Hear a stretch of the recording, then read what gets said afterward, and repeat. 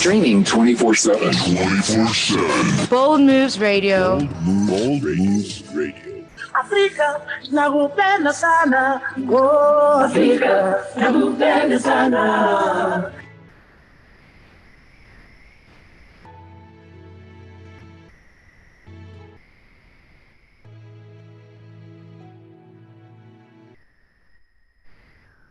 Welcome. It's such a pleasure to have you this evening joining us.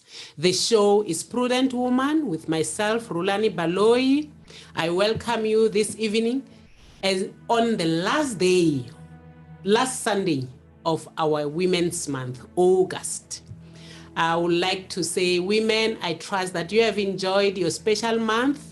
But of course, it doesn't end here. We continue to be women. We continue to hold on and find out that one thing that the Lord has called us to be in life so that we can impact the communities that we live in. We can impact our families as women. I would like to say Happy Women's Day month once more, even as our last Sunday. Tonight, I'm not alone. I have with me Cindy Shezi. She's one of the women who is willing, and I appreciate you, Shezi. You know, it's not everyone who's willing to come out and say, I want to share my testimony. And I have Tabang Powell. She also is a lady who's saying, I want to share my life with the women so that I can educate others on what I've gone through so that they can be ready as prudent women to journey through this life. And on a later stage, we have our magistrate Machines. She will join us. She just have an emergency work commitment, but she will be with us as we journey through the session. Our session tonight, I'm sure all of you have been waiting, and I would like to apologize for last week. We had technical challenges, but I trust that those who have been following us on Facebook and YouTube, and those who physically came here on Saturday, you saw what made us to have those challenges. It was happening at Farm Life Gardens last week. We had such a great time with the divas, and I would like to congratulate and thank our divas that we had last Saturday. We had such an awesome time. We enjoyed ourselves, but that does not excuse us. We would like to say we apologize for not having been able to come on air. It was technical challenges that we could not come around, and we would like to thank you because you are still here, showing that you are still supporting this program and you want to journey with us as we continue to learn. Our apologies. I trust that you are accepting our apologies. And the topic that we had last week, we still want to continue with it. And I would like to promise you that you will learn. Some of us will unlearn certain habits that we have developed or attitudes that we had, but some of us will learn new things. And I'm also here to learn new things. You know, I can tell you from the testimonies of these two ladies, we will never be the same. I invite each one of us, let us listen attentively, learn from their testimonies. Some of us, we may find that their testimonies opens our eyes to recognize this level where we are in life when it comes to marriages. Today, we're going to be talking about marital regimes, but marital regimes is so broad. And I would like to believe most of you recently, you have seen there are new amendments on customary law. We will bring in legal practitioners to enlighten us. But of course, this does not form part of legal advice, but we are just giving you information so that you can be able to stand up and go and seek more information, because you cannot look for something that you do not know. We are going to be talking about marital regimes. But before we get deep into that, as we said, is our last Sunday of Women's Month. I would like to invite all of you who are listening, please drop your comments on Facebook, converse with us, drop your comments on YouTube. Those who are listening to us on the radio, please send us a WhatsApp, 081-358-8745, and converse with us. Of course, we are able to do all this because we have our executive producer, Pastor Strike. You know, we appreciate the heart of this man. Every Sunday, you know, I'm sure once I say Pastor Strike, you understand. Sunday, it's his peak of his career, but he always compromises, and 6 o'clock or before 6 o'clock, he is here with us. And yes, Nyeleti at UP, we appreciate you, girl, for continuously being a support to this team that is working in actualizing this program. The co-producer, Nyeleti, we appreciate you and thank you. And I think today you are more excited because this is more of what you have chosen in life to do. Says Shezi, I would like to invite you. Can you greet our audience and just tell us how has been August to you? Good evening, ladies. Like Rhulani has said, I'm Sindisiwe Shezi, and it's an honor and a privilege to be invited to come and be with you again. Women's Month has been interesting. It has really been interesting. I think in such a short space of time, I've met so many amazing women with beautiful stories that come with hardship, heartache, joy, misery at the same time. And that has, you know, even if you think you've been through something, you realize, whoa, if I was going through that, as much as I've had my own journey, would I still be the same person that I am now? So August 2022 has been a whirlwind. It's been a roller coaster, but I'm honored and I'm humbled. And I believe that I'm wiser now than I have been for a very long time. No, thank you so much. You know, as women, we must appreciate what the world does to us, because we have a month where specifically it's given to us and say it's Women's Month, you know, and not to turn away from the challenges that we time and again see that we're experiencing. And in our very own country, we have seen quite a number of challenges. You talk GBV, you know, in this month, it's like something was out there to say, I want to show them. Even if they say it's their month, I will show them that I hate a woman. But I think that's what makes us stronger as women, to continue and hold on. And I invite you women, I say, this is what should make us to be strong. This is what should make us to rise up and say we cannot be let down by the circumstances that surround us, but we will journey on in life and will change the situations of our lives.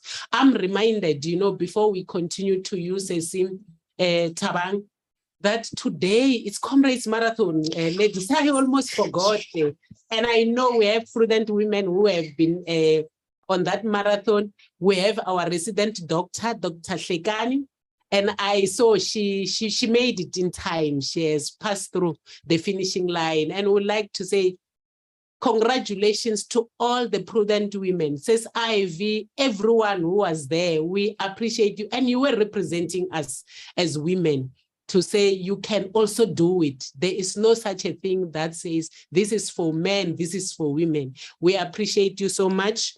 All of you who were there, I trust that you are resting now, and we wish you well as you rest, and wish you well in your journey coming back. Says Tabang, coming to you, can you greet our audience and just give us your highlights of Women's Month? Good evening, Prudent woman. My name is Tabang Powell. I'm a mother, a daughter. I was a wife, but now I'm a widow, and all this is about God. It's not about us. And what I have experienced in Women's Month, I was attending several occasion gatherings, and then I saw that, me sitting at the corner thinking that I'm the one who has problem. There are more women out there who has more problem. Let's stand up, women. Let's speak out.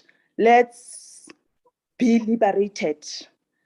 It's what I have learned with the different gathering that I have been attending. Thank you. Yes, thank you. And we appreciate all the different organizations, all the different churches that have brought together women from all walks of life to celebrate. And it's through those sessions where we are able to be empowered as women, because we tend to be able to listen to empowerment sessions, listen to other people sharing their stories. That is empowering. Because you tend to think everything is here. And until you travel, until you meet other people and hear other people's stories, you are able to see there are other things out there that you can learn from. Coming back to the topic of today, we're going to be talking about marital regimes. And I said, I invite you through the testimonies of these two ladies. I'm asking you, identify where you are. Be true to yourself and say, this is where I am. When we talk marital regimes, we're talking the type of marriages. And most of us coming from the Christian background, we tend to think when we say we're talking about types of marriages, we're talking about either it's a Christian marriage or it's a earthly marriage. And tonight, I want to indicate that through my research, I've realized that there is no such a thing. The types of marriages, it's a legal system that an legal system of a country has come together and establish, to say, these are the different ways that when people get married, can prepare how they are going to exit. Pastor Strike normally says, every marriage is bound to come to an end. Unfortunately, when we are getting married, on that day when I'm wearing my white dress, I refuse to listen to that. We say, when they say we are getting married, it means no divorce, no separation. Let me say no separation, no ending. But each and every marriage is bound to come to an end, either through a divorce or death. So we can all agree that every marriage will end. It's unfortunate. A marriage is not like when you are studying. When you study, you start by registering and pass. And at the end, that's when they say, you have made it. Here you are. Here's your certificate. And the marriage is the other way around. When you get in, they give you a certificate. They say, hold on to your certificate. Today, and the sessions that shall come in the near future about legal matters around marriages, I'm inviting you, let us learn together on how these things work. Let us not just assume and hear people around us advising us without anything that backs them up. I've said we will have our magistrate should be joining us as we continue to take us through these different types of marriages. but we will have other sessions where we will dwell more deeper into what is it that we are talking about when we talk of the different types of marriages. But now I want to invite Seshezi to share with us. She was married. She said she's a divorcee. I am inviting her, Seshezi, just take us through your journey in your marriage. When you started, how did you get married? What happened?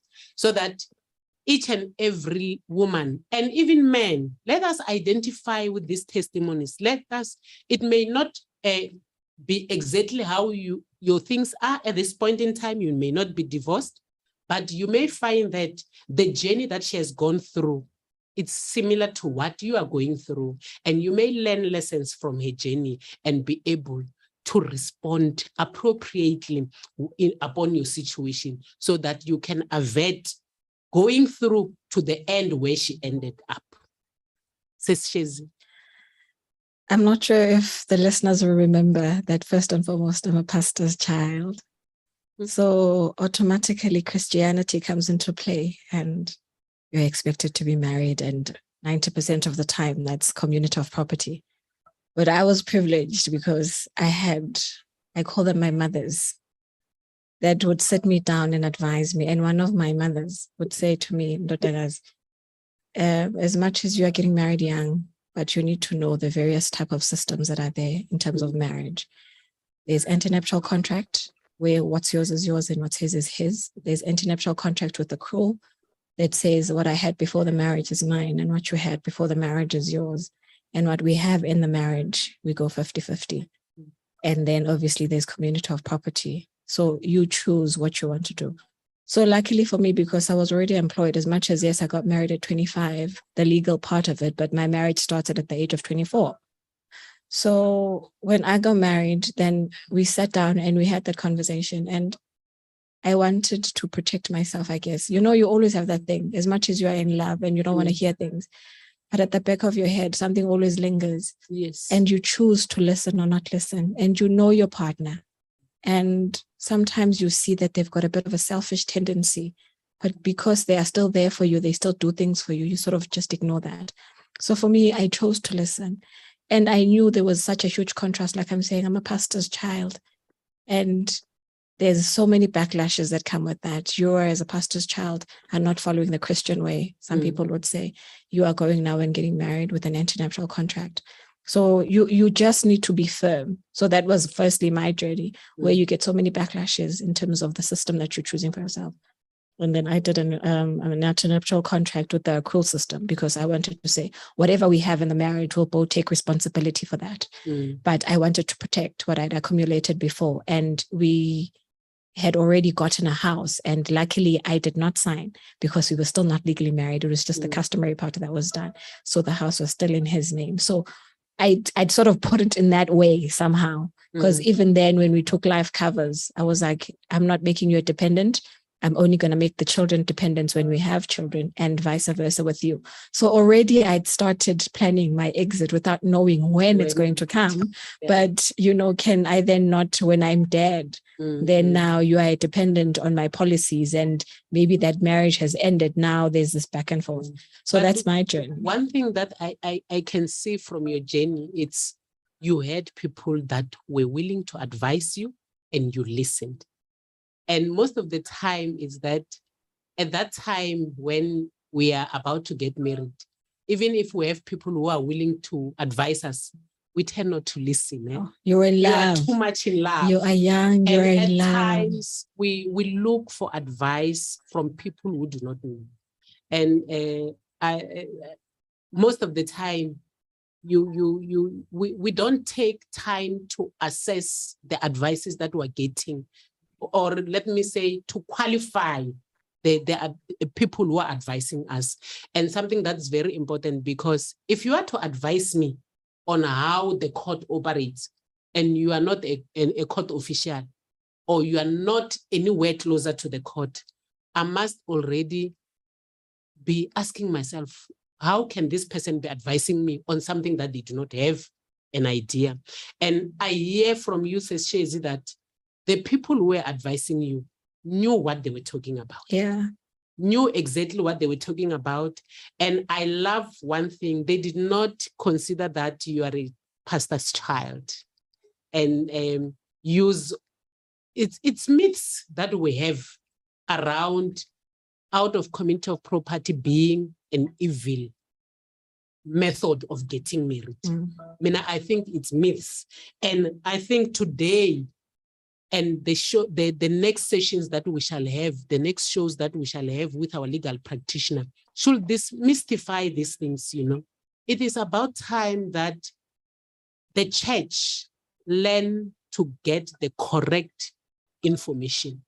We cannot hold on to the lies that the enemy uses for us, because then the enemy uses these lies, and at the end of the day, he stands there and laughs at us, because it's mainly the church that is suffering because of these myths, you know, people who are getting married in the church because they marry wrongly. Also, Rhulani, I think the biggest thing, again, is with an antenuptial contract, the minute you say, I'm not getting married in community property, it thinks, yes, you want to plan for your divorce. Whereas you're also protecting yourself, not necessarily in the marriage or outside the marriage, with or without divorce, your credit profile. That's another thing that we don't factor in, because the minute you go into a joint estate, if he goes and acquires loans and debts, it affects you and your own personal belongings, even a car that you bought in your name. But if it's an accrual system, then you know that whatever debt he acquires, with or without divorce, whether you still stay in the marriage until death do you apart, you are protected. You can still go apply for your own credit without him lingering and also finding now to pay for someone else's debt. You know, I see someone saying here that the way you went about your marriage shows the importance of estate planning and the importance of taking advice. And that's very true. It's from Nyeleti. And I think she's actually preempting our next shows. We'll be talking on estate planning as well. Because when one gets married, you're already planning your estate, because you're getting married to someone and you are taking a method that you're going to use to exit this marriage. Yeah. So I interjected you. Please continue with your testimony. Yes. So your journey to marriage. So then we got married, and then we had kids. And then by the time we got to our third born, the house that we're living in, it was a 3-bedroom house in a developmental area. I'd realized, okay, this is now a bit small. Then we had to go get a bigger space. That house, because it was his name and we had an accrual system, so whatever money that was made from there went directly to him. So it's okay. And then when we bought the new house, which was a bigger space now because there were 3 kids, I had to then go and sign, and it was a joint application. Then that's where your credit scoring then comes in. Yes. Because if I had a bad credit score and he had a good one, it still might affect him negatively. And then if he had a good one or a bad one, and then I had a good one again. So that's also some of the disadvantages of the accrual system, that as much as, yes, it's an antenuptial, but it's an accrual system. So because they'll then consider both your incomes when you then do your application, because it's a joint application. Then fast forward, when we were then getting divorced again, if one party wants to sell that asset or that estate or whatever that it is now, the other one still needs to come and sign. And if the other one is not coming to the party, then you're stuck again. So there are advantages and disadvantages. So luckily for us, I was moving to this province. He was moving to a different town because he had gotten employment elsewhere. So the house was literally vacant. So we had no option but to sign. But now, even if that's the case, there's still a bit of resistance from whichever party that does not want to necessarily see the marriage ending. So it was still a bit of a lengthy process. And then again, whatever proceeds that are made from that property or that asset, it still gets to be submitted equally between the 2 parties once all the debts have been covered, your rates, taxes, and whatever else. So that was my experience. But I was grateful because post the marriage, now when I needed to start my life all over again, I could go to any bank and start knocking for whatever I felt I needed if I was not financially capable. So that was the good thing on my part.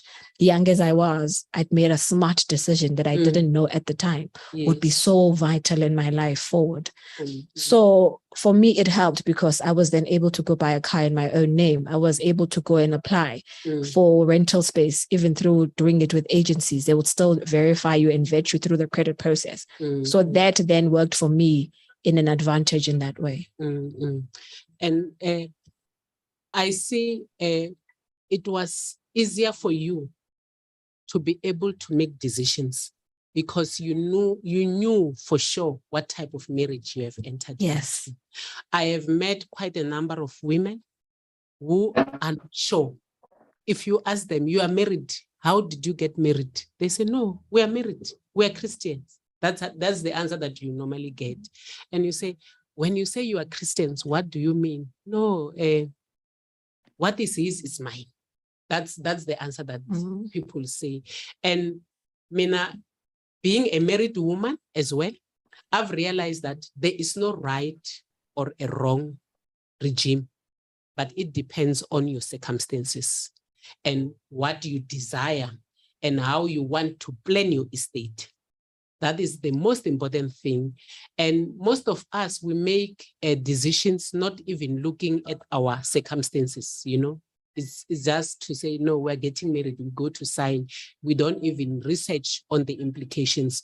I loved the story Shah says Shezi when we were chatting, when I could hear that she was able, remember last time when she was here, she shared on a marriage, that she was in a sort of an abusive marriage. She had to take a decision. And I have observed that it was easier to make a decision because you knew the type of marriage that you had entered into. Because most of the people who stay, you know, we talk GBV today, and it's mainly because people are uncertain of their lives outside this marriage because they are not sure what is it that they've planned. So I invited all of us to say, let us listen to these testimonies so that you can find yourself. One needs to be ascertained. What is my position in life? Gone are the days where you just sit and say, someone should see to it, you know, someone should be in charge of my life. As women, we've been fighting for women's rights, but it's also our responsibility to rise up and recognize that as women, we've been called to do something. Today, we're taught in church that it looks like we have gotten it wrong to say the man should be the one who provides, you know, not to say the man should not provide, but our attitude, you know, as Christian women, we say the man should be the provider. You know, Mina must just sit there and not do anything, because we were taught today and we were referred to Proverbs 31 to go and look at it, go through it, and indeed check where are you in the picture. So your story says it highlighted to me the importance of understanding who you are as an individual, because you are in that marriage, but you are still an individual. And you need to know exactly where are you so that you can be able to come out, you know. Imagine if you did not know your marital regime and you were so uncertain, you believed this man should be providing for everything, you know, you were, you know. Even on that, Rhulani, as much as there's a saying that a man should be a provider, Lord knows 90%, if not 95% of the households are actually being run by women. Yes. And even though I was married out of community of property, leaving the marriage was not easy because financially I was just overly committed. As a woman, because you know that financially I'm able to go, or credit worthiness is on your side. You go to a bank, you apply for a loan because you need to replenish for something that's lacking in the household that he's necessarily supposed to be providing for, but he's not doing. So again, this thing that men are providers, 90%, if not 95% of these households are actually being run by women because of that thing where we would go get a loan and compensate whatever is lacking in the house. So even myself being outside of community of property, it was not an easy decision because at the time my credit worthiness was zero. Yes. You know, it was at zero. Like even if there's a negative zero, it was a negative zero because I couldn't even go to a bank at a time. I couldn't even buy a car. I couldn't even apply for 1,000 rands loan because I would just be declined because I'd acquired and accumulated so much debt. So it's all of these things again, but you know that if you do get a chance of lifting yourself up, you're only just focusing on your own debt that you yourself acquired, and you're not carrying somebody else's burden. And that's the good thing about it. It does take a bit of time. I'm still not at 100% if I'll ever be, but at least now I have something that is my own, that I'm now acquiring in my own name and able to provide for myself without anybody else or carrying somebody else's burden. No, that's very true. I come to you, says Thabang. Please share with us your testimony. I would like to say to our listeners, you know, it was a blessing that I had these two women and we were in the same setup, but they brought two worlds apart. Their experiences are just two worlds apart. You will hear from a testimony what she went through and what happened. Says Thabang, can you hear us? Yes. Yes. We'd like to hear your testimony. Okay, mine is different from the Seshes one.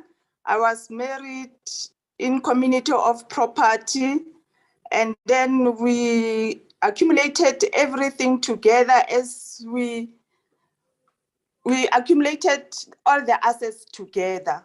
And there was no advice, there was no clue what's happening. We were just happy that we are getting married, and and we were just excited, but not. Although we were having educational background, but those days there was no one who can say to you, okay, if you make different types of marriage, can advise you with different types of marriage. So we were married in community of property. Everything went well. My husband was an accountant by profession, and I think he knew, he had a background of different types of marriage. And then I was a financial advisor at the bank, and then I saw things happening at the bank when one partner dies or one partner divorces while getting married. And then when I came back to home and say to my husband, you know what, with this type of marriage that we are in, can you please let us make a will? Let us make a life insurance. And then he didn't believe in that. Guys, it was so difficult. Things when he passes on, it was so difficult. It was so difficult in the way that he passed on, and then when he passed on, as we were married in community of property, there was no will, there was no life insurance. We had a bond, we have movable assets and fixed assets. I still remember I had my own investment at my bank, the money that I fixed, and then when they come and evaluate all the property, the assets, they even include my money. I thought it was my money. I never thought it would be part of the estate. I never thought it will be part of the estate. When they calculate the estate, they calculate all the fixed properties, they calculate the movable assets, which is the vehicle. They calculated your investment. If you do have your fixed deposit or 32 days notice, they combine those. And then they put it together. It's part of the estate. Even if he was supporting children outside, it's part of the estate when there's something wrong. So it was just a surprise. It was just a surprise, women. It was just a surprise because I didn't know other debts that my husband had. I only knew few things. What I knew, it was we had a bond because we were building another house, and then we had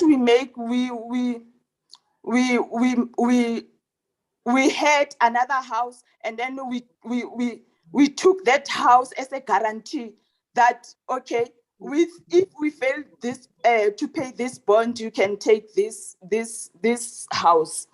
Then what happened? He passed on, and then there comes another kiss that I don't know outside, and then they were part of the estate. I had to pay all the debts. I had to pay all the debts. His debts, I had to pay his children outside of marriage that I didn't even know. But you know what comforted me? With God's grace, I managed. It was so hard, but I managed to go through. But you know what? I didn't know that when they said when you married in community of property, all the assets, when they said all the assets, the 50-50, I thought it will be 50 of what we accumulated, only not outside things that you don't know. It was a surprise to me, but yeah, so far is what I can say. Oh, you can all agree with me that these ladies are from two worlds apart. Before we continue, I would like to acknowledge our magistrate Machines. She was able to finish her work commitment. She's here with us. Magistrate, thank you so much for joining us. We appreciate, and the ladies have been waiting, since last week. I got a lot of calls when we postponed because I realized women have had enough. They want to get more information around these things. And of course, you cannot go out and look for knowledge for things that you do not know. I'm not sure. Can you hear me, Magistrate? Yes, I can hear you. I believe you can also hear me, including the guests and the listeners, including the viewers. Good evening, everyone. I'm not yet done. I'm in the car. I'm somewhere in the end. But I said to myself, I cannot disappoint you ladies. And we had a wonderful August month with so many things to rejoice. I don't want to count bad things that had happened, but I have seen the grace in this August month that a lot of women have achieved a lot. I will not be mentioning them, but due to time constraints, I was able to follow the conversation between these two ladies. But let me start by saying that a marriage is a legal contract which comes with terms and conditions. And these terms and conditions, we normally see them creating challenges when one didn't plan the type of a marital regime that a person or the couple wants to engage in.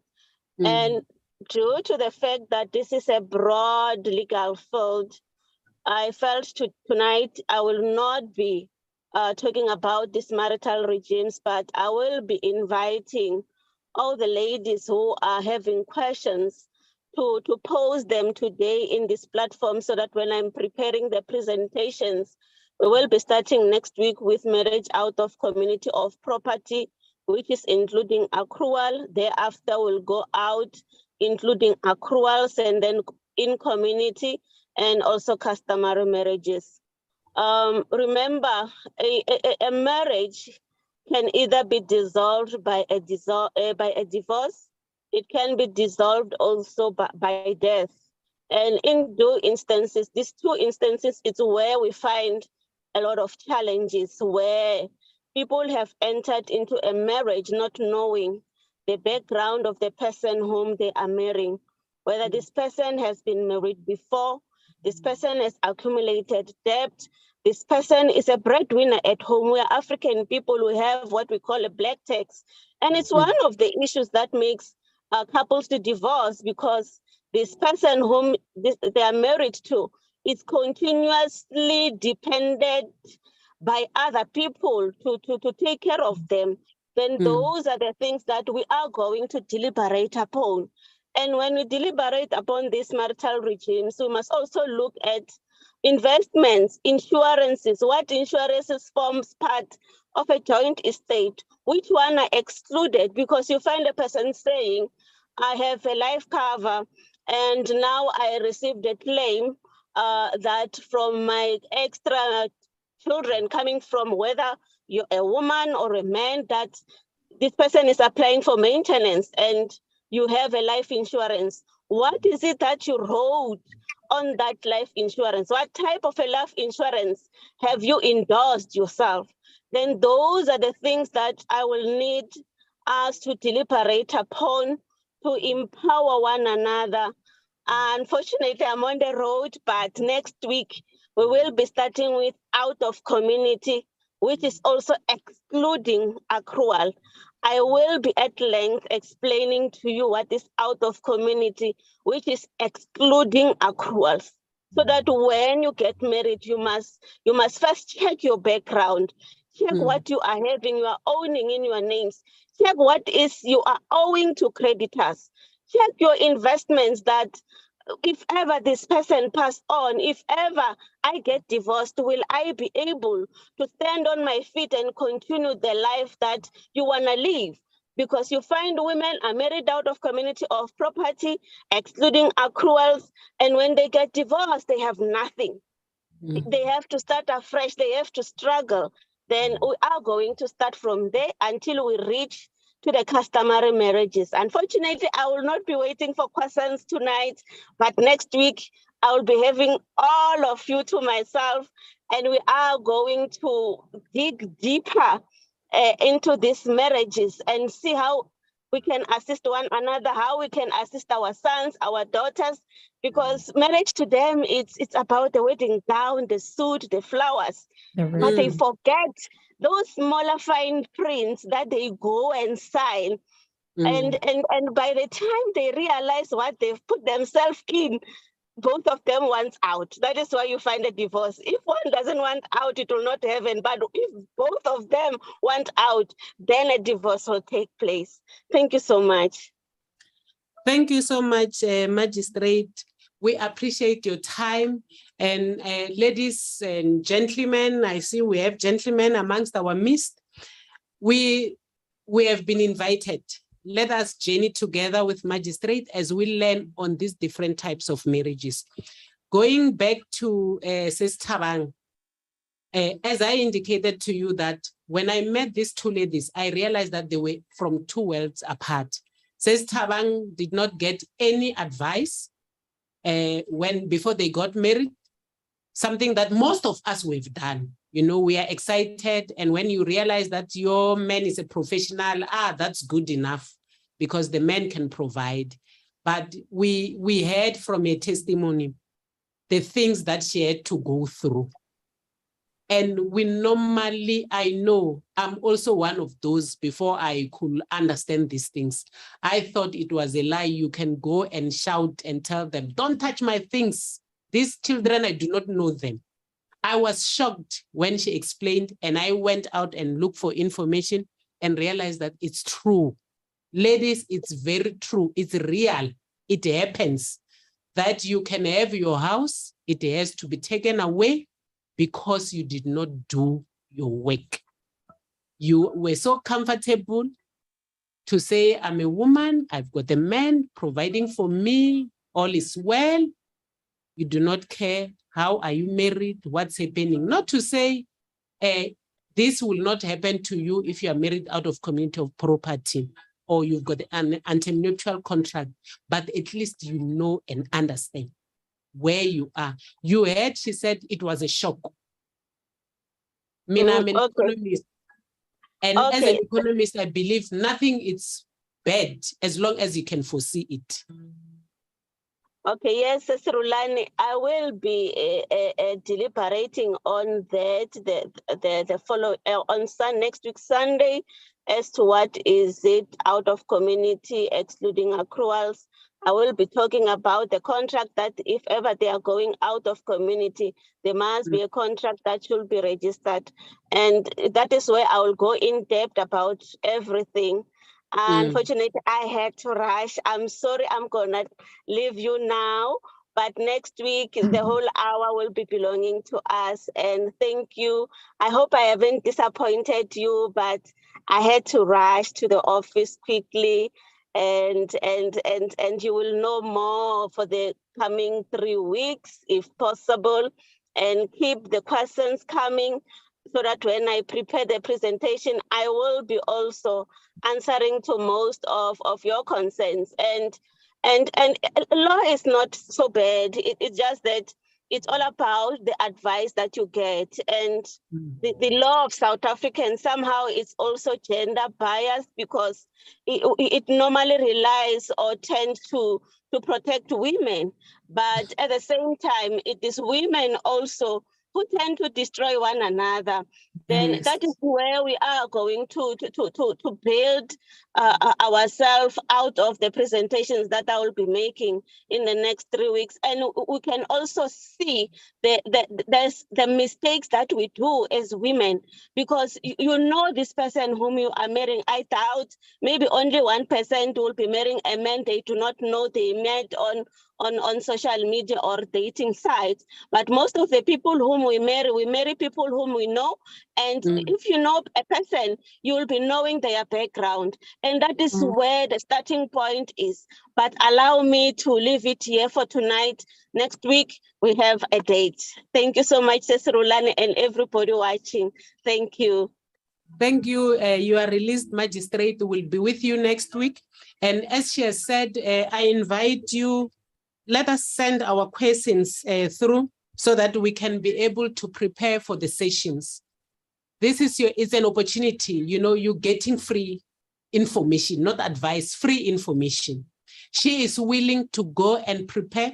And when we are talking about a woman who is an acting judge at this point in time. So this is a woman who time and again goes through this type of challenges. She has met Boses Tabang going to apply, when those children were going to court to get the interdict, to say we also want a share. So she has all the experience. Let us make use of her. Let us send our questions. Even if you are not able to send your questions now, at this point in time, as I've indicated, my WhatsApp number is 081-358-8745. And we will send through all the different questions that will help us to format our show so that it's impactful to you. And you can also send them now here online. I see says Portia saying, this is so eye-opening. The only advice we get is how to be a good wife, even in church. You see, because that's what we are told. And how can you be good when you feel you are oppressed, when you are not happy? And then she says, we are educated about submissive but never legal right of marriage. I am even excited about next week. Yes, definitely, Ceci. We are looking forward. And Ceci, that is says Angie Maluleke. I signaled this saying on her first day, she was taught that law is not bad. And that's exactly what our acting judge has just said. It's a tool and it depends on whose hands it's in and how to use it. Let's make the law work for us.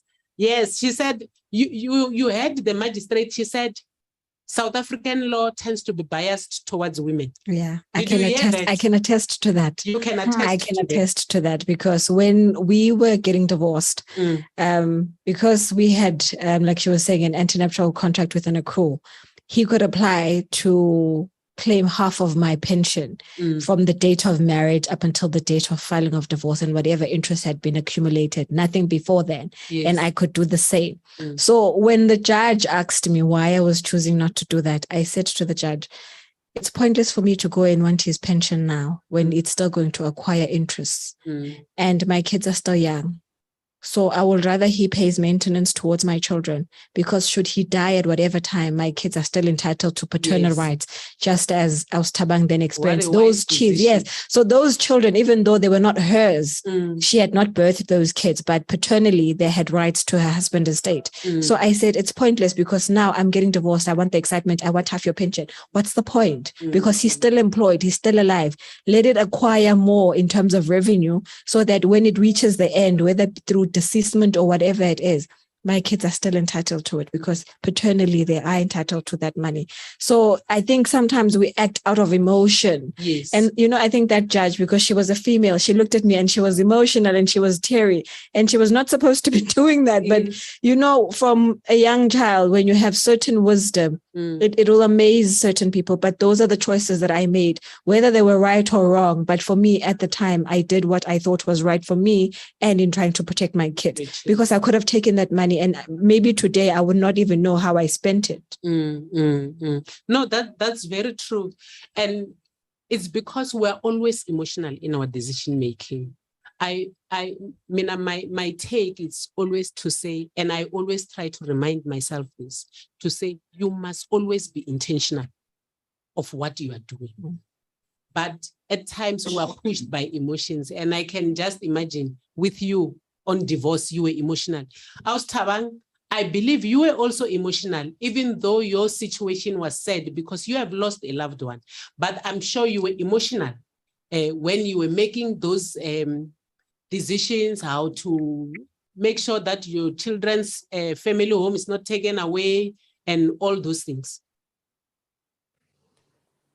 I was emotional. I was very emotional because, Rhulani, irrespective of how what profession does your partner is, ne? You advise him, and if he doesn't take a will, if he doesn't want to make life insurance, there is no way. I advise women there that are married in community of property that they must have a will. They are 50% will.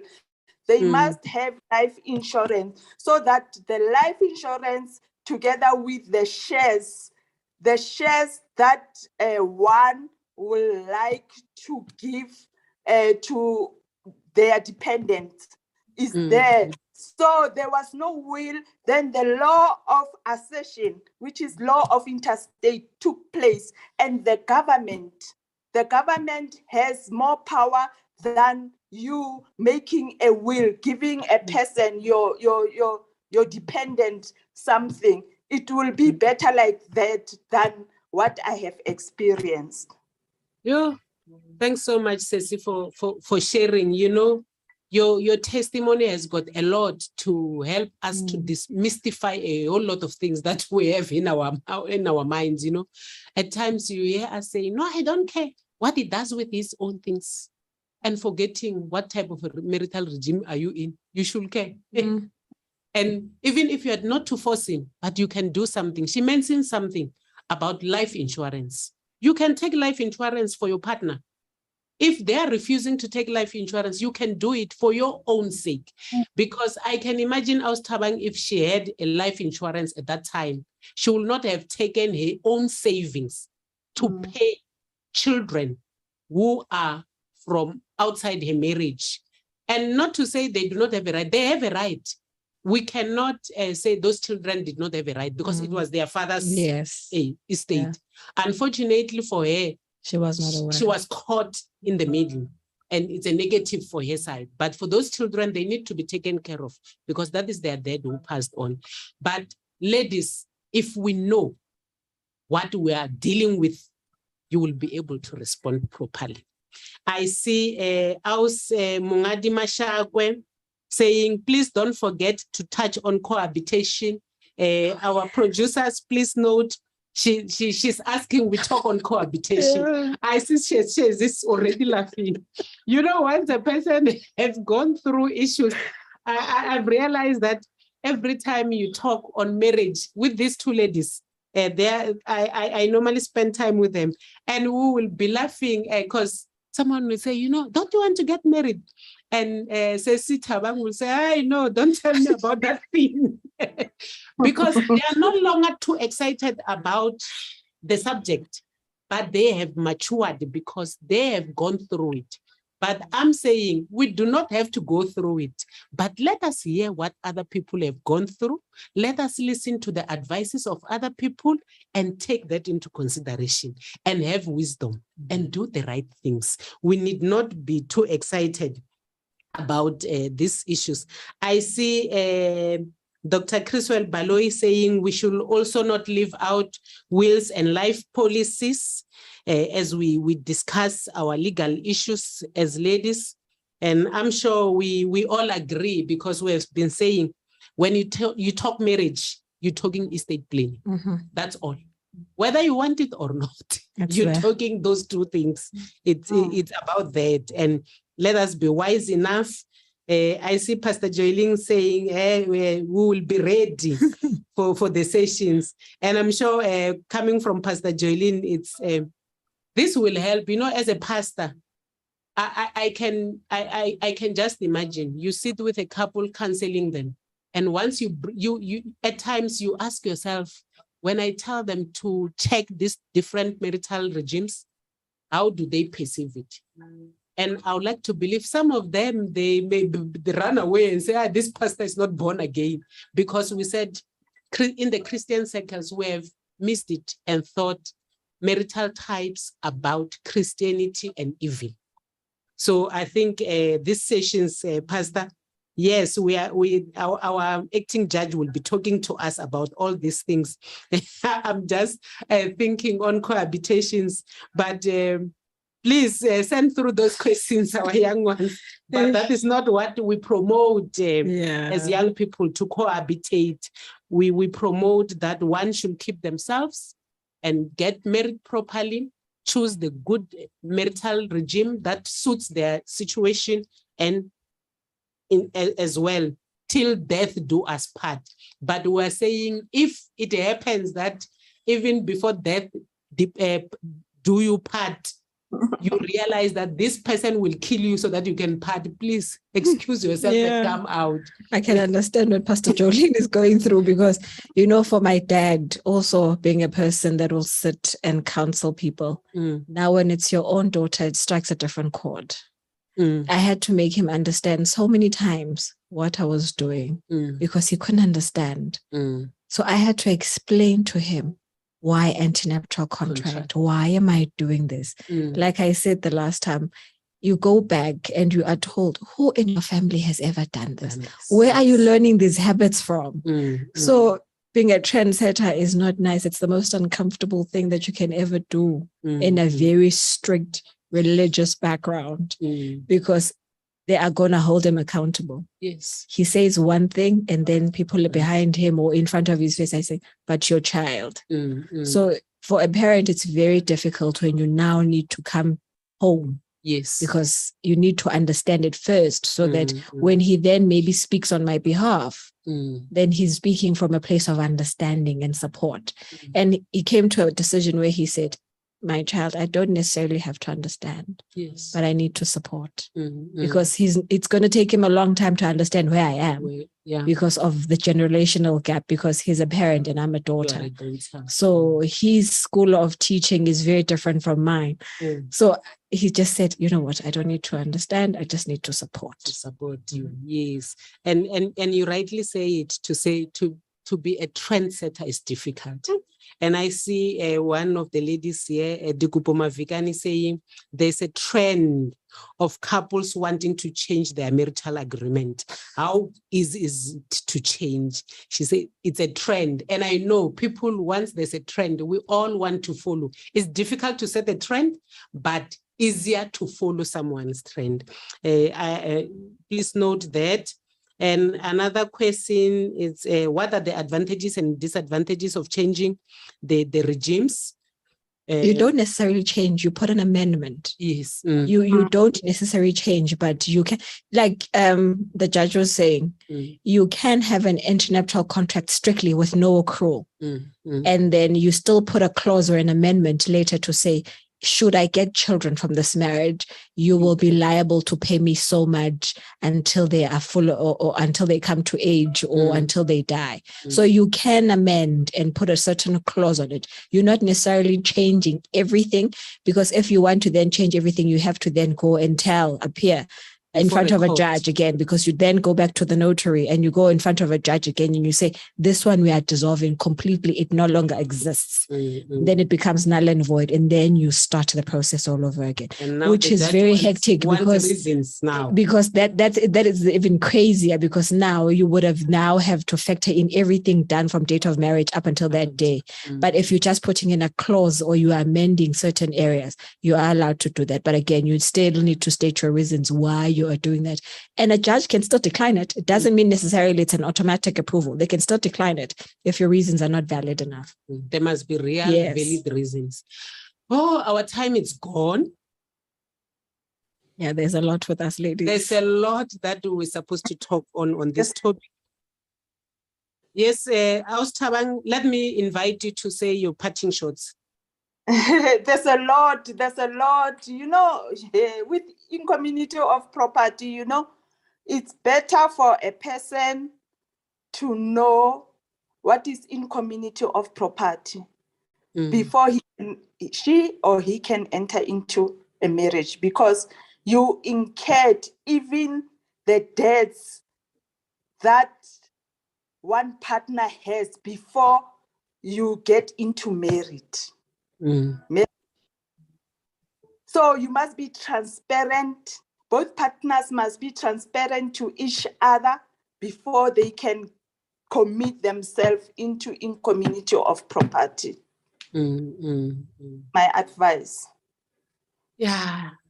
So it's all about know what you are getting yourself into. Let us not think through our hearts and our emotions, but let knowledge prevail to guide us and know what you are getting into. Shezi, your parting shots? I would love to say to the ladies, can we hold each other's hands? Because in all the cases, if you hear somebody's going through a divorce, if you hear somebody's going through something, the first people you will see around the corner talking are not men, are ladies. Until somebody comes to you and tell you what's going on, please don't have an opinion. Or if you want to know because you really want to maybe be there or be a support system, there's nothing stopping you from asking, and then a person will choose to either tell you or not. As ladies, we are going through a lot, and some of us go to a state of depression. And it's not because I'm faking being sick, but I can't handle it and I can't cope, and I'm not seeing a way out until I get to a state of depression. So can we hold each other's hand? And can we stop talking about each other? Because like I'm saying, in a corridor or anywhere else, the first people you will see gossiping about another woman are women. Yeah. No, such wonderful words to say during the month of women. As we celebrate women, I agree with you, says Shezi. Let us fix each other's crowns. Let it be women who reach out to another woman and help them to get things correct than to gossip about them in the corners, in the corridors. Thank you so much, ladies. Thank you so much to our listeners. This topic is loaded. I still invite you, send us your questions so that we can be able to format the questions to be empowering to you. And even as we continue the sessions, you are welcome to drop in your questions, even on Facebook. We'll be able to go back and check on your comments as you drop them. Thank you very much. We shall meet again next week, same time, same place. It's 6 o'clock until 7 o'clock. Have a blessed week as you finish Women's Month.